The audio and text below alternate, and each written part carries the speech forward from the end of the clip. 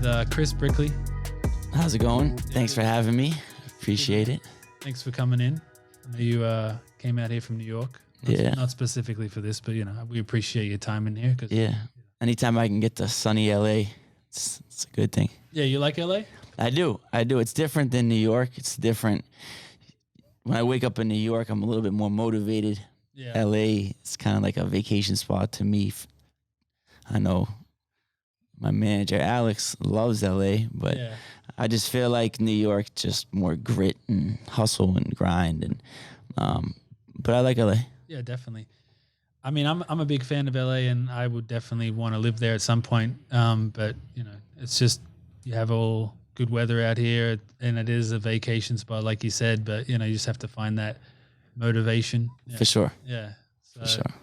But yeah, I mean, I think like we had kind of mentioned, I wanted to kind of go back to your backstory and see, where you started from and how you kind of rose to be where you are. Because I mean, it's kind of unique what you've done in the space. You've kind of created a space. For sure. Yeah. For sure. Yeah. It's I mean, it started when I was a little kid. Just loved the game of basketball. I was literally obsessed with it. Before school, I'd play. I would go to school, and then after school, I'd go to the YMCA and play.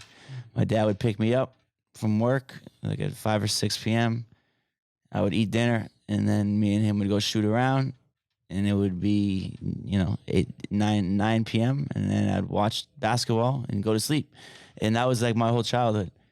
So living and breathing it. Literally. And I wasn't, in the partying or in the and none of that when I was in high school or even college, and it was just basketball. And so that was like all I really knew. That was what I wanted to do. At the time, I thought I could make the NBA. Yeah. In high school, I was really good, but I was out in New Hampshire, so it's a small state. So I was one of the player of the year in New Hampshire, top 100 in the country, and then went to college. Wasn't good enough to be an NBA player, so got into coaching, and then that led me into player development, and then that led me into where I'm at today.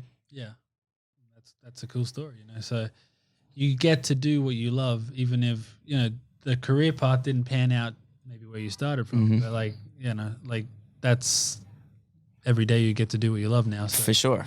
Yeah.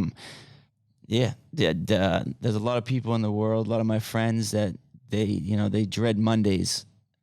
And they dread, going to work each day. And I get to, every single day, I genuinely love doing workouts and watching film and getting basketball players better and helping them off the court and just everything that it entails. So, I'm super blessed to be able to do something that I love to do. I'm hard on myself, so I'm constantly pushing towards something new or something better. I'm never really never happy with where I'm at, no matter what accomplishments I get. So the grind keeps going, and I'm definitely blessed to be able to use basketball as my job. Yeah, for sure. I mean, it's exactly right. I mean, I think a lot of successful people, they're not satisfied with what they've done. Maybe they enjoyed what they did, but when you reach the goal, it's kind of like, okay, what's next? For sure. I feel the same way with clothing. For sure. I get a new sample in, and I'm like, okay, on to the next one. And it's like you take a second to enjoy that, and then that's over. You have to keep creating on. Exactly, 100%. With Daniel Patrick, your brand, for sure, you guys have evolved so much over the last few years. I've been a big fan for a number of years. Appreciate that.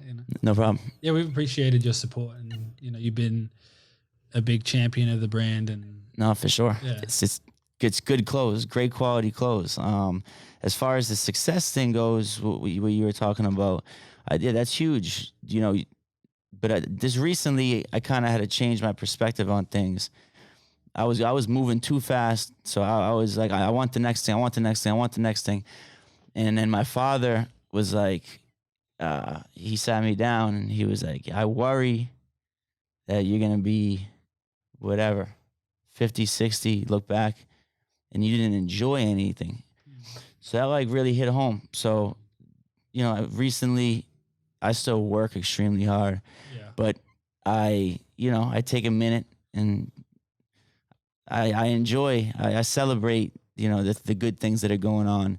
And then I get back to focusing. And I think that's a huge thing. Just in society, we get caught up in like, you just want the next accomplishment. But it's important that you enjoy those and, express gratitude in the midst of the journey. Yeah, because it can be kind of a bit of a rat race. For sure. And you kind of just going on a hamster wheel and you just keep going to the, No doubt. even though we're doing what we love. Mhm. And, I don't know if that's something that's like a societal thing in just America, Hmm. Because that's, the land of opportunity. So everyone's out there hustling. And For sure. that's what's great about it. But also at the same time, you need to take a moment and enjoy what you're doing too. For sure. While you're hustling. Yeah. Otherwise, you'll go crazy. That's probably part of why Instagram's doing this whole taking away likes thing. Not that reason, but it goes hand in hand. People every day you do a poster and say, I don't care who you are. And if you say you don't, you're lying. Yeah. You look at people liking it. What are people saying? I definitely do. For sure. That's life. And then even just with every person's their own brand. You're your own brand. I'm my own brand. Every single human being is their own brand. And we want to see the people think that what I'm doing is good enough. And I want to keep giving the people more. We live in a society where people forget in 3 days what you just did. So you need to keep reinventing yourself. So it's easy to get in that rat race. For sure.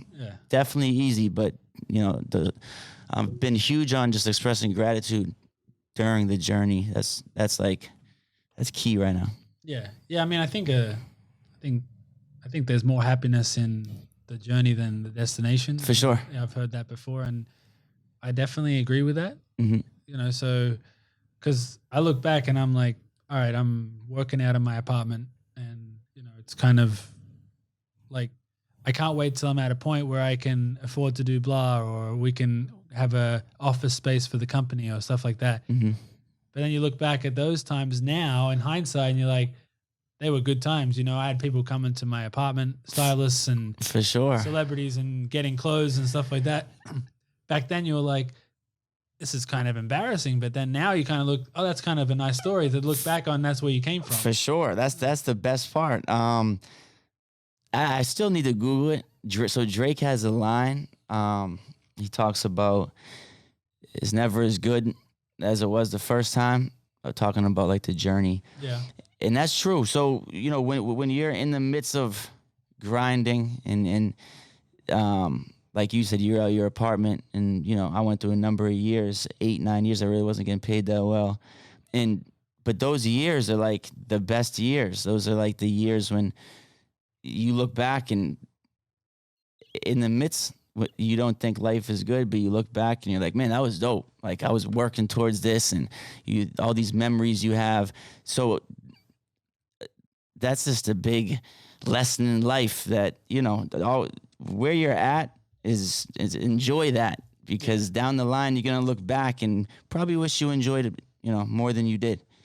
Yeah, for sure. I mean, like there's a lot of people that like, oh, I'm excited to retire. Mm-hmm. They're looking forward to that. And then when you retire, they're like going on like, oh man, what about those good days when we used to be able to like, go to work and. For sure. Yeah. For sure. So my father retired, and for a number of years, he was big on, I'm ready to retire.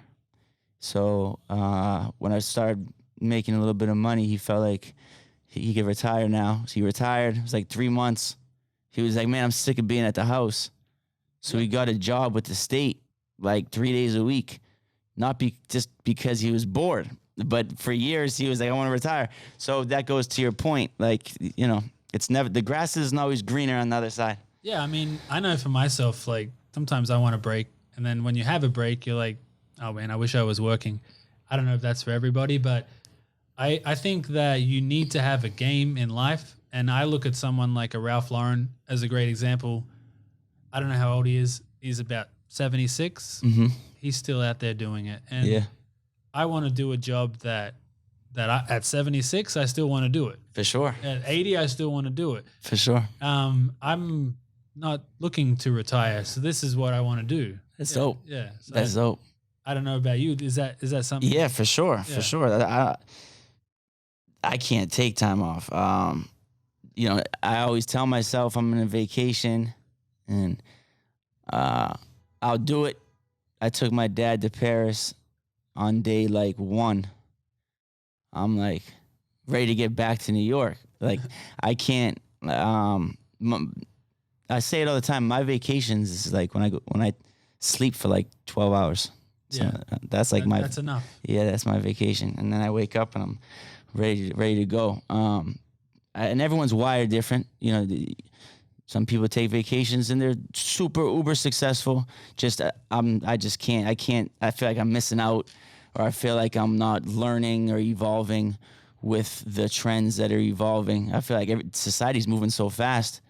You disconnect yourself for a few weeks, you'll be behind a few steps. Yeah, and that's just kind of how I think. I mean, I can definitely agree with that. And as a professional, you can't miss a step. It's like if Apple takes their foot off the pedal and gets complacent, like anyone in any business, if you get complacent, that's suicide. For sure. You know, so if Apple gets complacent, Samsung comes up, and then Apple gets excited again, and then that's how you kind of go the back and forth. It's like Nike and Adidas. It's like, you know, all these companies get to a point and then they get complacent, and then the other company comes up, and then they start working again. But for sure, you got to stay busy, and you got to stay one step ahead. For sure, that's huge, and just you got to evolve. You got to evolve. One of my like with what I'm doing, something that I'm never gonna be this guy that what I'm about to explain. So a lot of older people in the industry that in the coaching game and the training game, they get to 50, 60, and they look at like the younger people doing it, and they wanna be like, oh, he's as successful just because of social media, or just because of this, or just because of that. And instead of evolving with the culture and still doing what you want to do, you want to bash it, and it's just because you're not evolving. And I always told myself, eventually there's gonna be another Chris Brickley that is signing deals that no one would think that a trainer would sign, and I'm gonna be there, and I'm gonna be like, yo, congratulations, that's dope. Like people that don't evolve and then start hating, that's like a common thing with older people, and that probably goes for all industries. Yeah. But I always told myself, A, I'm not gonna get behind, and B, once someone comes and does some stuff that I'm like, wow, that's impressive, I'm gonna give them props.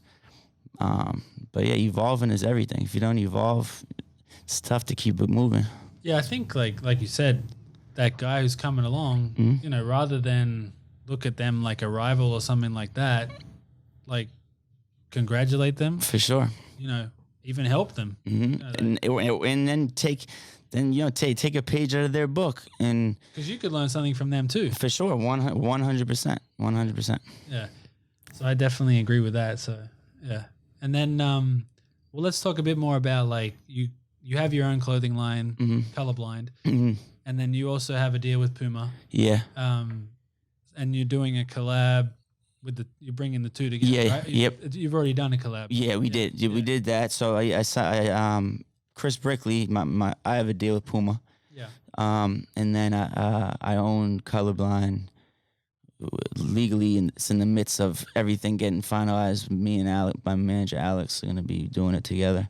But that has nothing to do with Puma. That's its own entity. Yeah. And that's something I started a few years ago, and it's been just because my focus with basketball is so extreme. My focus with Colorblind's been in and out, and so one of my goals for 2020 is to get a team, get everything going with Colorblind, where I can still focus on basketball and make colorblind, a big entity. Yeah. It's still early in the process with colorblind. I still have the people's attention. We just did the collab with Puma and did really, really good. Yeah. I still do releases and they do really, really good. So I'm blessed to still have the people's attention. And so like 2020, we're gonna start doing some consistency.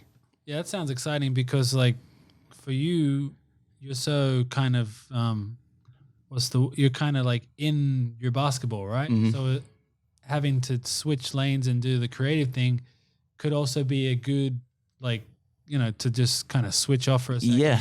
But also you probably need some team that brings it to you and you have that moment where you don't have time to do the run around and all that kind of stuff. Exactly. Yeah. 100%. You know best. You built a brand that, you got every NBA player and artist wearing, so but yeah, 100%. That's exactly it. I can't do the run around, all that, and then do the basketball stuff, and then it's tough finding people to trust them to put it in their hands.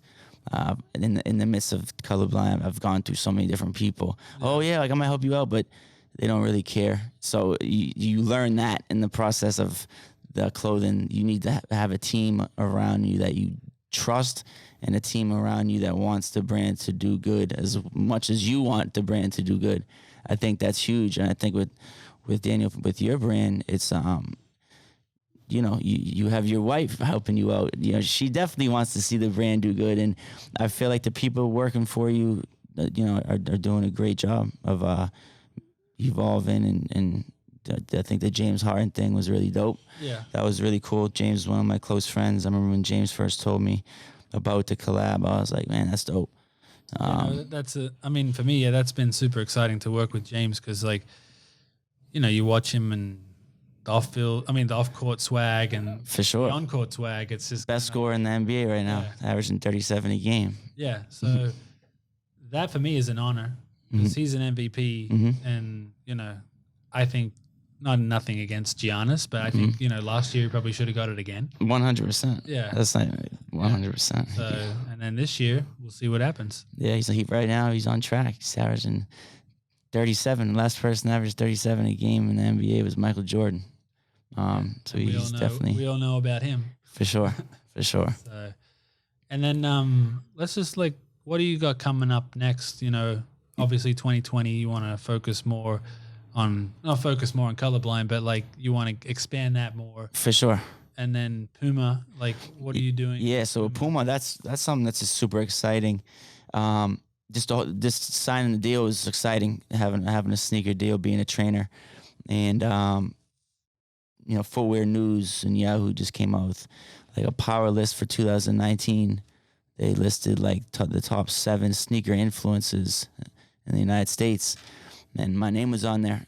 John Elliott's name was on there, who has a shoe with LeBron, and Nigel Sylvester was on there. He has a Jordan 1 out.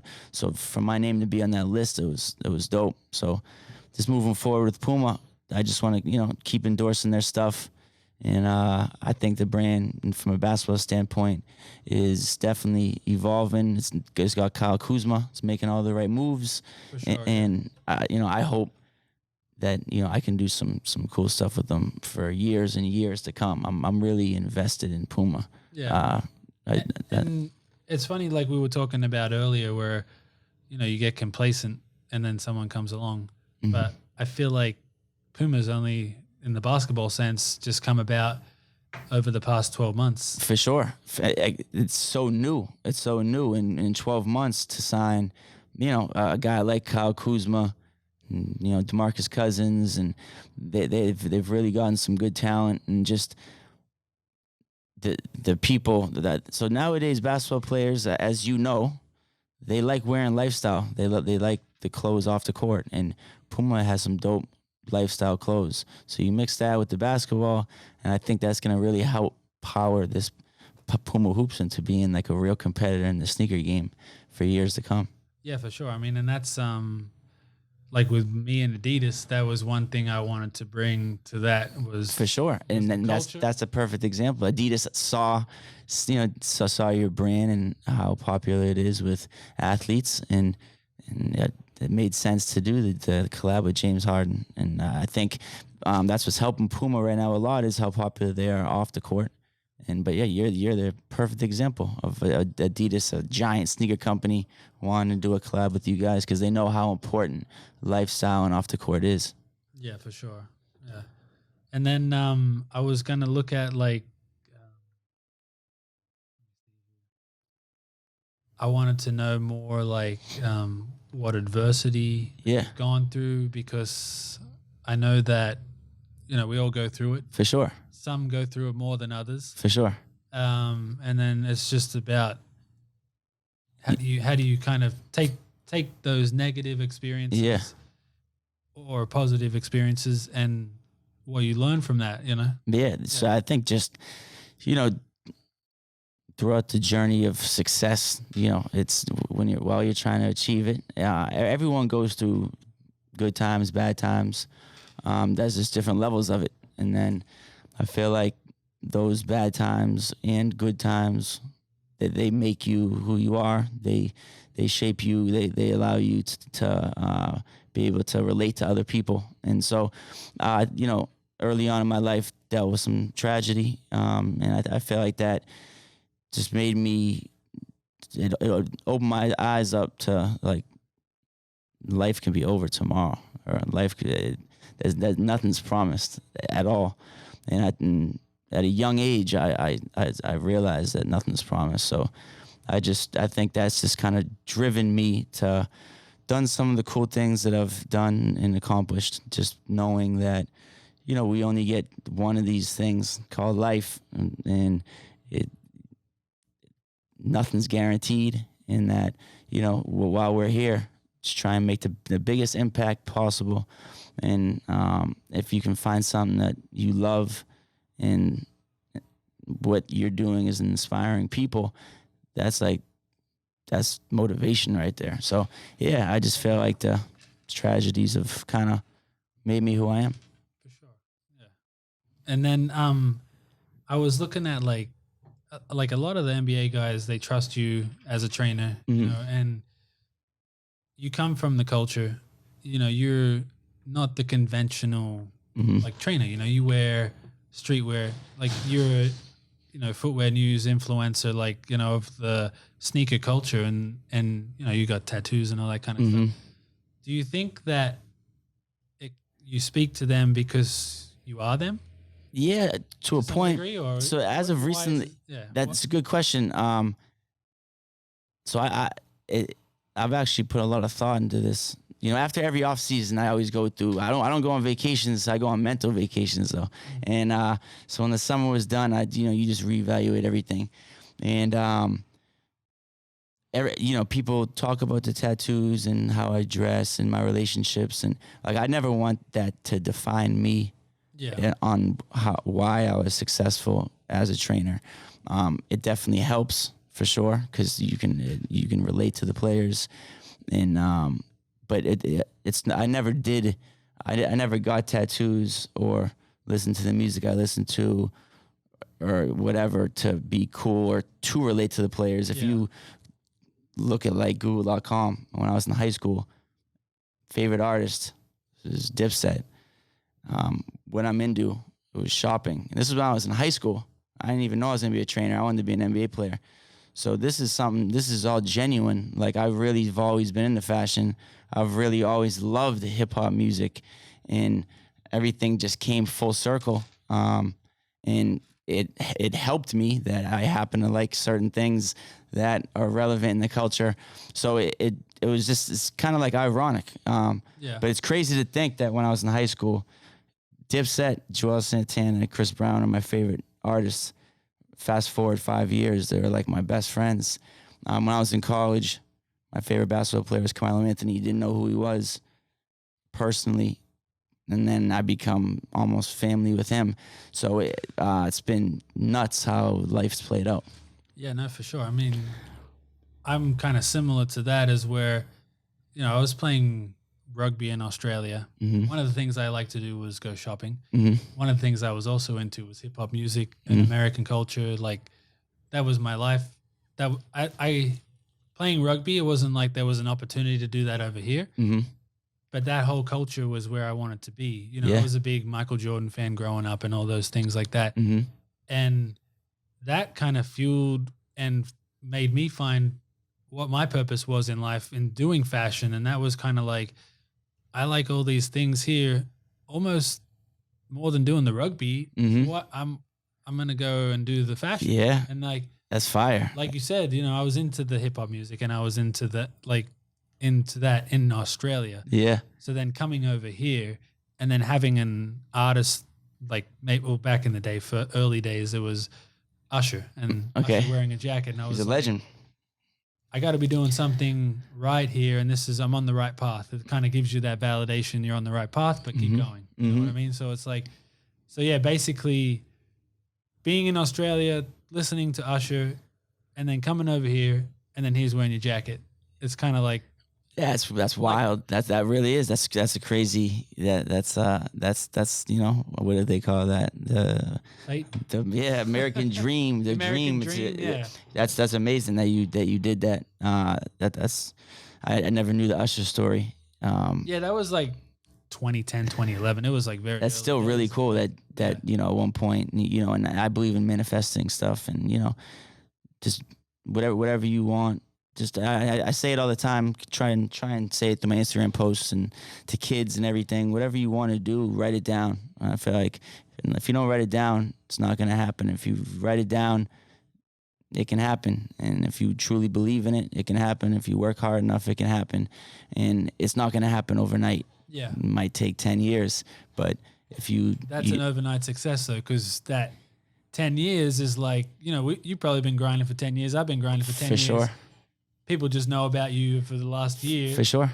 Oh, he's an overnight success. For sure. Yeah. Exactly. And I think that's just one of the things that you can explain that 1,000 times to a little kid or to even a 20-year-old that is living with their family because they're not, but you can explain that, listen, like it's going to take 5, 6, 7 years. You're not going to be comfortable. You might not be living where you want to live or whatever the case may be. But that's part of the journey and you need to understand that. And that, you know, a lot of people, they don't understand that and they quit or they'll go, you know, they'll get a job elsewhere but they won't do what they really loved and wanted to do because it was too hard or they didn't think that they were gonna, you know, they didn't think that they were gonna succeed. And I think most successful people, if you look at their journey, there's been times when there isn't light at the end of the tunnel in their minds, but they kept pushing because they believed in it, and you know, success eventually happens. And I think that's something that's huge. That's huge. I try and get that point across to so much of the youth that it's a process. Yeah, I mean, let's go back to like what you said about, you know, you write down your dreams, you work hard, and you can achieve it. I think sometimes like there's that dream, believe, achieve type thing. I feel like you have to have belief, but I feel like the missing element is that hard work, and you know, for sure, because there's got to be some doing this to it. You can't just be like, oh, I'm just gonna write it down and I'm gonna believe it and it's gonna happen. It's all gonna come to me. But those things you definitely need, but a missing ingredient that I found was, you know, hard work, and that's like all the players you work with. How hard do they work? For sure. People don't see that when they get on the court. And even reminding them, even like just, I think the best way to describe that is why, you know, everyone wants to work hard when they want to work hard, when you're comfortable, but working hard when you're not comfortable, being comfortable, not being comfortable, that's the recipe to success. No matter what you do, whether you are a manager or you're a rapper or you're an athlete, you're going to wake up and be like, man, I don't feel like working today. A lot. Yeah. But the ones that when they feel like that, they still work and still go to the studio or make those calls or go to the gym, those are the ones that are successful. And it's a fine line. You can just tell the ones that don't and the ones that do by who they have around them and what they've accomplished.